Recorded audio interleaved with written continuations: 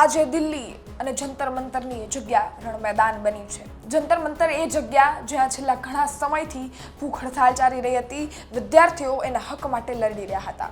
NEET paper leak અને ત્યારે જ ધર્મેન્દ્ર પ્રધાન છે એમનું રાજીનામું, આ બે વસ્તુને લઈ અને જંતર મંતર પર પ્રોટેસ્ટ ચાલી રહ્યું હતું, હંગર સ્ટ્રાઇક ચાલી રહી હતી, ભૂખ હડતાલ ચાલી રહી હતી અને જે કેન્દ્રીય શિક્ષણ મંત્રી છે એમનું રાજીનામું માંગવાની વાત હતી।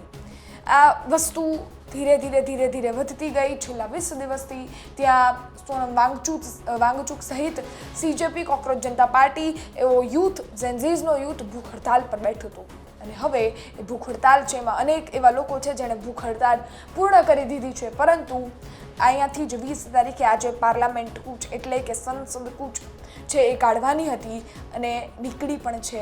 યુથ છે એ મોટી સંખ્યામાં જંતર મંતરની જગ્યાએ પહોંચ્યું છે। અનેક રાજકીય પાર્ટી છે એ પણ સીજેપી અને જંતર મંતર છે ત્યાં પહોંચી છે અને સાથે જ એમને સહયોગ, એમને સમર્થન આપવા ત્યાં પહોંચી છે। એ દ્રશ્યો પણ આપણે જોયા, પરંતુ ધીરે હવે જે યુથ છે એ પાર્લામેન્ટ નજીક પહોંચી રહ્યું છે, સંસદ નજીક પહોંચી રહ્યું છે, એમ પોલીસ છે એક્શન મોડમાં આવી રહી છે। સવારે લાઠીચાર્જ થયો, હવે ટીયર ગેસના સેલ છૂટ્યા છે અને અધિકારીઓ છે એ સ્ટુડન્ટને ડિટેન કરી રહ્યા છે। સર્વપ્રથમ તમે દ્રશ્યો પર નજર કરો।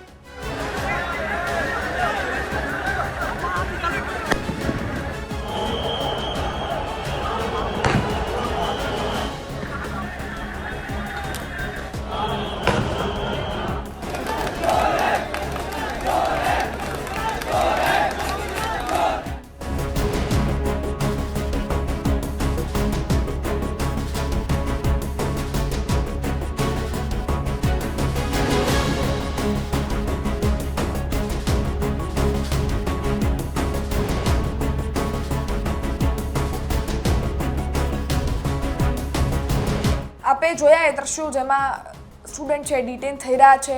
એ આખી બસ છે એમાં સ્ટુડન્ટ્સને ડિટેન કરી દેવામાં આવ્યા છે, ટીયર ગેસના સેલો છોડવામાં આવ્યા છે।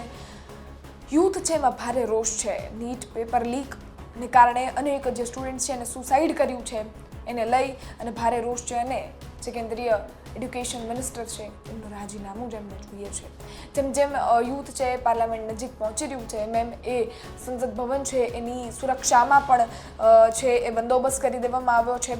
ખૂબ કડક સુરક્ષા છે એ ગોઠવી દેવામાં આવી છે અને નજીક જેવી રીતે આવે એ રીતના પોલીસ ધીરે એક્શન લઈ રહી છે।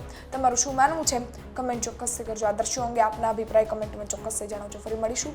ગુજરાત તક જોતા રહો। ધન્યવાદ।